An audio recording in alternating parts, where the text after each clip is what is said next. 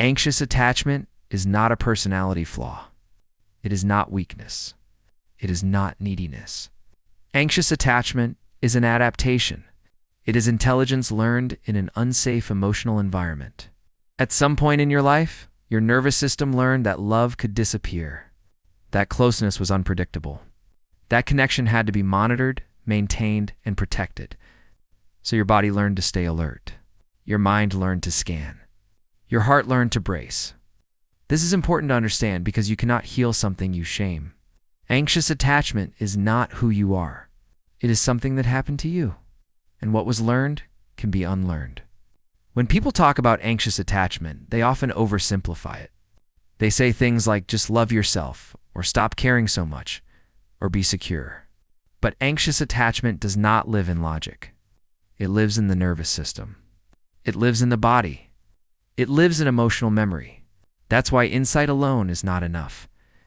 You may intellectually understand why you react the way you do, yet still feel the same pull, the same fear, the same urge to reach out, explain, chase, or fix. This is because anxious attachment is not a thought problem. It is a safety problem. Your system learned that connection equals survival, and the goal of healing is not to stop wanting love. The goal is to stop abandoning yourself to get it. At its core, anxious attachment is a fear of emotional abandonment. Not necessarily physical abandonment, but emotional disappearance. The silence, the delay, the shift in tone, the emotional distance. These moments don't just hurt, they activate. Your heart races, your stomach tightens, your thoughts spiral, your focus collapses inward. Suddenly, you are no longer in the present. You are back in the past. This is why anxious attachment feels so intense. It is not about the person in front of you. It is about an unresolved emotional memory being replayed in real time. Many people with anxious attachment grew up with caregivers who were loving but inconsistent, or emotionally unavailable, or overwhelmed, or unpredictable. Love existed, but it wasn't stable. So the child learned something very specific. I must stay emotionally alert to stay connected. This is not pathology. This is survival intelligence. Psychologist John Bowlby described attachment as the way humans learn safety through relationships. And when safety is inconsistent, the attachment system becomes hyperactivated. This is why anxious attachment is characterized by overthinking, hyperfocus on the other person, emotional dependence, fear of abandonment, and difficulty self-regulating when closeness feels threatened. But here's what most people miss. Anxious attachment is not about loving too much. It is about trusting yourself too little. It is about outsourcing your emotional regulation to another person. You are not addicted to them. You are addicted to the relief they bring when your nervous system is activated. So healing does not begin by cutting off desire. It begins by learning to create safety inside your own body. One of the biggest misconceptions is that anxious attachment disappears when you meet the right person. That is not true. Even secure partners can trigger anxious attachment. If your nervous system is still wired for threat, because your system is not responding to reality, it is responding to expectation. This is where depth psychology becomes important. Psychologist Carl Jung spoke about how the unconscious mind projects unresolved inner material onto others. When you are anxiously attached, you are not seeing the person as they are. You are seeing them as a symbol of safety, a symbol of love, a symbol of validation, a symbol of worth. And when that symbol feels threatened, your entire inner world reacts. This is why anxious attachment feels obsessive. Your psyche believes your value and safety live outside of you. So let's shift this at the root. Breaking anxious attachment does not start with behavior. It starts with identity. You must stop seeing yourself as the one who waits, hopes, and reacts, and start seeing yourself as the one who chooses. The anxious attachment pattern says, if I stay close enough, attentive enough, good enough, they won't leave. The secure identity says, I am safe whether they stay or go. This does not mean you stop caring. It means you stop collapsing. The first stage of healing is awareness without self-attack. Instead of saying, "I'm anxious again," you say, "My attachment system is activated." That small shift matters, because now you are not broken. You are responding. When your attachment system activates, your job is not to suppress it. Your job is to regulate it. This means learning how to sit with discomfort without acting from it. This is one of the hardest skills for anxiously attached people, because discomfort used to mean danger. But discomfort is not danger. It is sensation. The urge to text, explain, chase, or fix is not intuition. It is activation. And the moment you act from activation, you reinforce the pattern. So healing means learning to pause. Not forever. Not with coldness, but with self-presence. You pause long enough for your nervous system to realize, I am not actually being abandoned right now.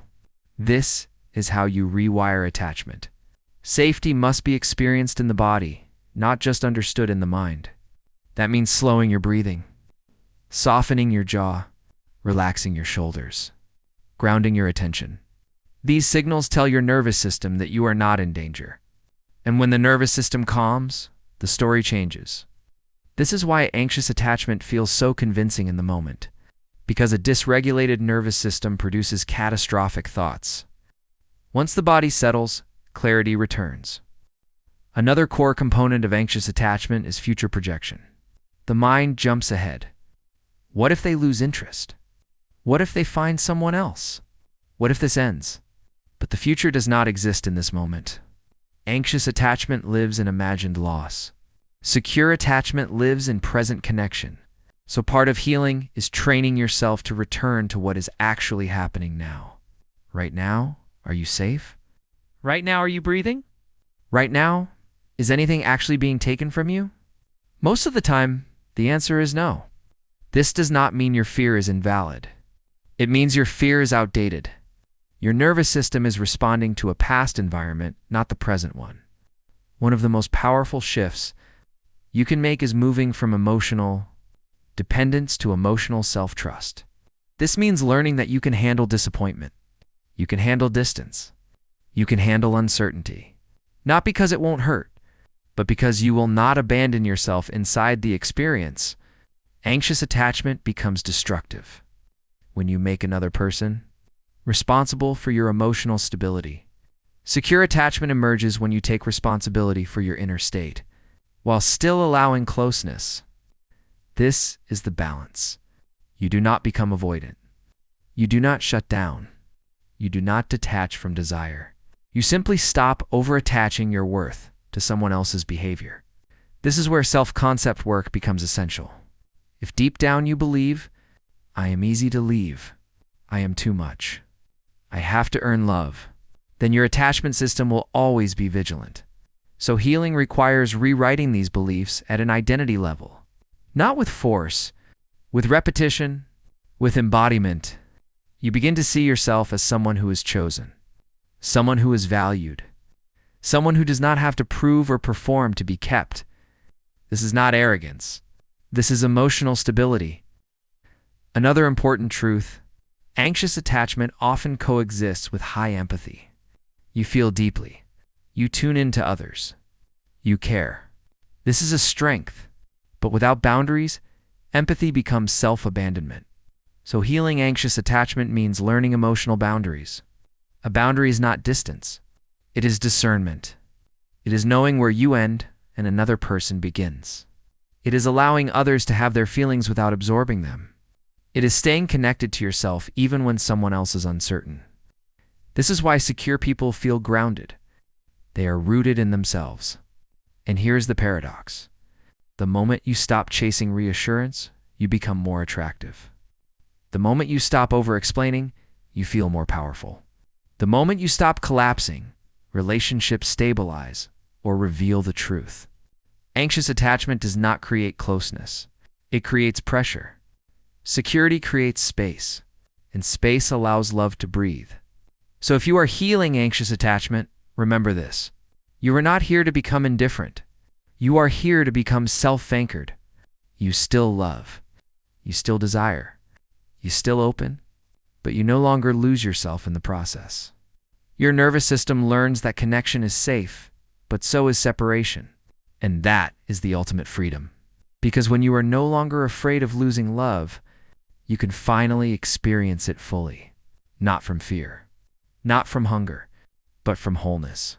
And wholeness is what anxious attachment has always been reaching for. Not the person, but the feeling of being safe inside yourself. To watch more videos like this, hit like and subscribe button.